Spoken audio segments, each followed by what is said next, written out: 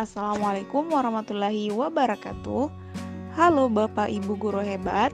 Di video kali ini saya akan menjelaskan pemahaman saya tentang demonstrasi kontekstual pemikiran Ki Hajar Dewantara, tentunya bersama saya Nur Humairatul Ulia, calon guru penggerak angkatan 7. Pada modul kali ini saya akan menjelaskan beberapa hal. Yang pertama, bagaimana pemikiran Ki Hajar Dewantara tentang pendidikan yang berpihak pada murid. Yang kedua, bagaimana penerapan gagasan Ki Hajar Dewantara dalam kontekstual. Yang ketiga, bagaimana implementasi pemikiran Ki Hajar Dewantara diterapkan di kelas dan di sekolah. Dan yang terakhir, bagaimana tantangan dan solusi penerapan pemikiran Ki Hajar Dewantara sesuai dengan konteks kelas dan sekolah. Sebelum itu, mari kita simak percakapan antara Bu Ira dan Pak Sul pada jam istirahat. Selamat pagi Bu Ira. Selamat pagi Pak Sul. Tadi saya lewat di depan kelas Bu Ira, dan kelas Bu Ira begitu ramai. Saya melihat siswa sangat antusias belajar. Ada kegiatan apa, Bu? Tadi di kelas ada kegiatan demonstrasi tentang teks prosedur, di mana peserta didik membuat beberapa makanan sederhana. Mereka mempraktikkan cara membuat salad dalam bahasa Inggris. Lalu kelompok lainnya diminta untuk menanggapi pekerjaan temannya. Mereka bebas memilih apa yang akan mereka buat. Hal itu sejalan dengan pemikiran Ki Hajar Dewantara tentang pembelajaran yang berpusat pada murid. Bagaimana pemikiran Ki Hajar Dewantara tentang pendidikan yang berpihak pada murid?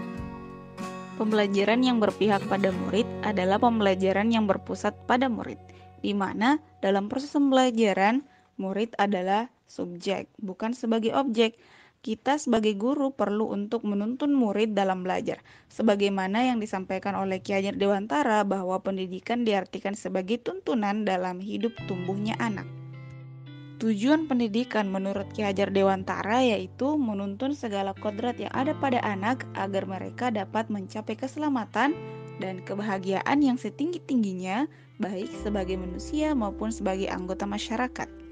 Kekuatan kodrat yang ada pada anak tiada lain ialah segala kekuatan yang ada dalam hidup batin dan hidup lahir dari anak-anak itu sendiri. Kita, kaum pendidik, hanya dapat menuntun tumbuh atau hidupnya kekuatan kodrat yang telah mereka miliki. Ki Hajar Dewantara mengibaratkan murid adalah padi dan guru adalah petaninya. Seorang petani yang menanam padi misalnya hanya dapat menuntun tumbuhnya padi. Ia dapat memperbaiki kondisi tanah, memelihara tanaman padi, memberi pupuk dan air, membasmi ulat-ulat atau jamur-jamur yang mengganggu hidup tanaman padi dan lain sebagainya. Meskipun pertumbuhan tanaman padi dapat diperbaiki, tetapi ia tidak dapat mengganti kodratnya sebagai padi. Misalnya, tanaman padi tidak akan tumbuh menjadi tanaman jagung. Nah, hal itu sejalan dengan hakikat kewajiban seorang pendidik. Ki Hajar Dewantara menjelaskan bahwa dasar pendidikan anak berhubungan dengan kodrat alam dan kodrat zaman.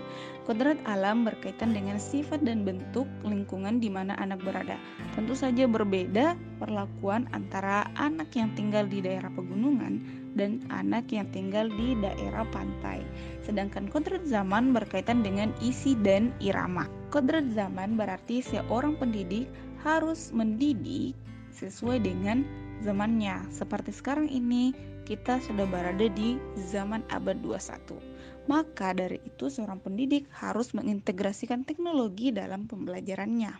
Adapun trilogi pendidikan Ki Hajar Dewantara yang biasa dikenal sebagai sistem Among, yaitu Ingerso Sung Tulodo yang berarti di depan memberi contoh, Ingmadyo Mangunkarso yang berarti di tengah memberi semangat dan motivasi, dan yang terakhir Tuturi Handayani yang berarti di belakang memberi dorongan. Implementasi pemikiran Ki Hajar Dewantara di sekolah, yang pertama kegiatan ekstrakurikuler, kemudian ada kegiatan pembelajaran dan juga ada kegiatan pembiasaan. Tantangan penerapan pemikiran Ki Hajar Dewantara. Yang pertama, kurangnya minat belajar peserta didik sehingga sulit melaksanakan pembelajaran sesuai dengan kodrat alam dan kodrat zaman. Yang kedua, tuntutan orang tua serta pemahaman sebagian orang tua yang menekankan pada aspek kognitif saja tanpa melibatkan bakat, minat, dan potensi yang ada pada anak. Dan yang ketiga, kurang terbukanya pendidik terhadap perkembangan zaman dan teknologi sehingga tidak ada keselarasan dengan kodrat zaman.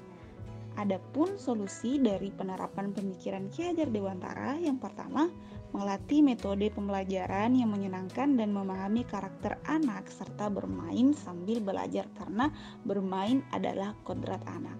Yang kedua, sosialisasi pertemuan orang tua dan guru terkait tujuan kegiatan ekstrakurikuler dan bimbingan lainnya. Dan yang ketiga, pendidik harus senantiasa mengembangkan diri, mengikuti workshop, webinar, atau lainnya sebagai guru belajar sepanjang hayat.